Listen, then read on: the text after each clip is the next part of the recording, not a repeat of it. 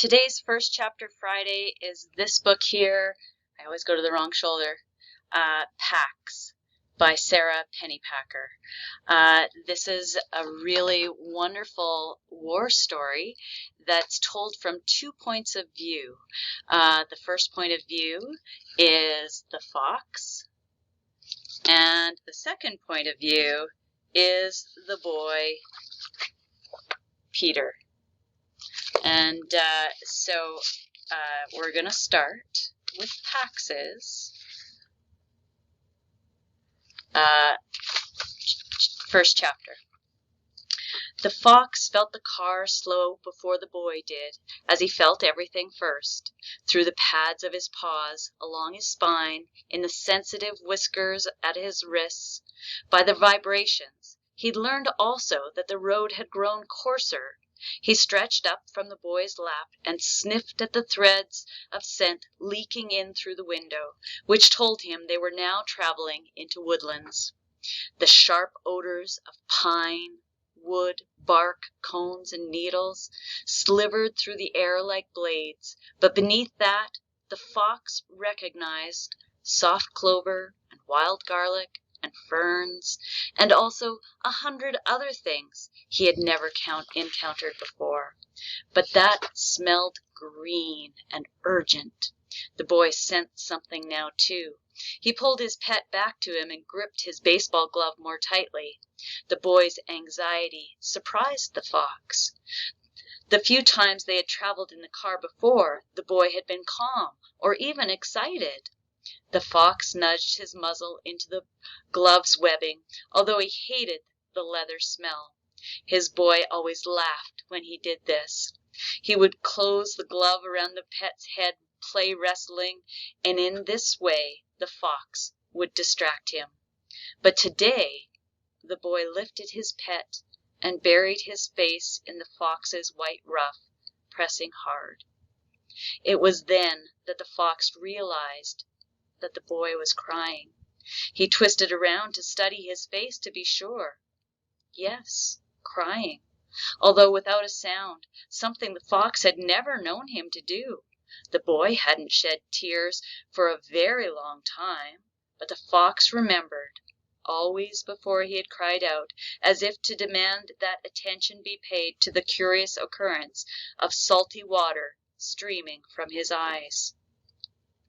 The fox licked at the tears and then grew more confused. There was no scent of blood. He squirmed out of the boy's arm to inspect his human more carefully, alarmed that he could have failed to notice an injury, although his sense of smell was never wrong.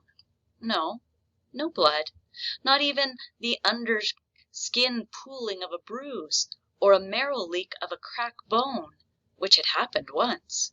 The car pulled to the right, and the suitcase beside them shifted. By its scent, the fox knew it held the boy's clothing and the things from his room he had handled most often. The photo he kept on the top of his bureau, and the items he hid in his bottom drawer. He pawed at a corner, hoping to pry the suitcase open enough for the boy's weak nose to smell these favored things and be comforted. But just then the car slowed again, this time to a rumbling crawl. The boy slumped forward, his head in his hands. The fox's heartbeat climbed and the brushy hairs of his tail lifted. The charred metal scent of his father's new clothing was burning in his throat. He leaped to the window and scratched at it. Sometimes, at home, his boy would raise a similar glass wall if he did this. He always felt better when the glass wall was lifted. Instead, the boy pulled him down onto his lap again and spoke to his father in a begging tone. The fox had learned the meaning of many human words, and he heard him use one of them now. No! Often, no, the no word was linked to one of the two names he knew, his own and his boy's. He listened carefully, but today it was just no, pleaded to the father over and over. The car juddered to a full stop and tilted off to the right, a cloud of dust rising beyond the window. The father reached over the seat again, and after saying something to his son in a soft voice that didn't match his hard lie scent, he grasped the fox by the scruff of the neck. His boy did not resist, so the fox did not resist. He hung limp and vulnerable in the man's grasp, although he was now frightened enough to nip. He could not displease his humans today. The father opened the car door and strode over gravel and patchy weeds to the edge of the wood. The boy got out and followed. The father set the fox down, and the fox bounded out of his reach. He locked his gaze on his two humans, surprised to notice that they were nearly the same height now. The boy had grown very tall recently. The father pointed to the woods. The boy looked at his father for a long moment, his eyes streaming again. And then he dried his face with the neck of his t-shirt and nodded. He reached into his jeans pocket and withdrew an old plastic soldier, the fox's favorite toy. The fox came to alert, ready for the familiar game. His boy would throw the toy and he would track it down, a feat the boy always seemed to find remarkable. He would retrieve the toy and wait with it in his mouth until the boy found him and took it back to toss again. And sure enough, the boy held the toy soldier aloft and then hurled it into the woods. The fox's relief, they were only here to play a game, made him careless. He streaked towards the woods without looking back at his humans. If he had, he would have seen the boy wrench away from his father and cross his arms over his face, and he would have returned. Whatever his boy needed, protection, distraction, affection, he would have offered. Instead, he set off after the toy, finding it was slightly more difficult than usual, as there were so many other fresher odors in the woods. But only slightly after all. The scent of the boy was also on the toy. That scent he could find anywhere.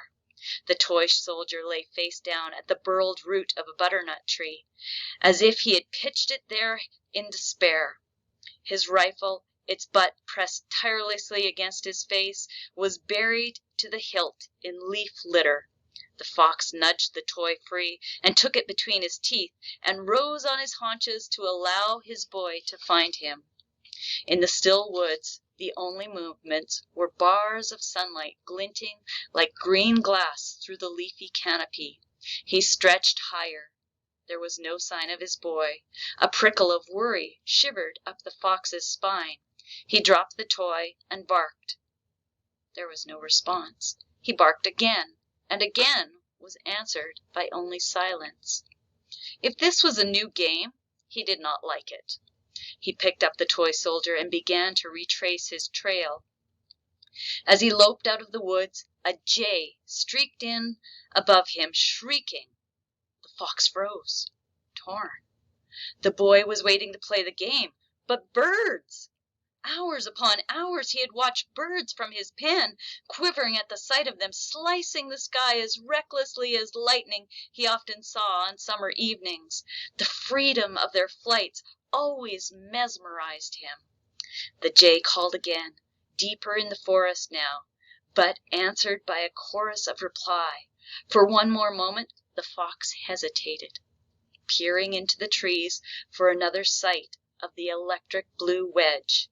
And then, behind him, he heard a car door slam, and then another.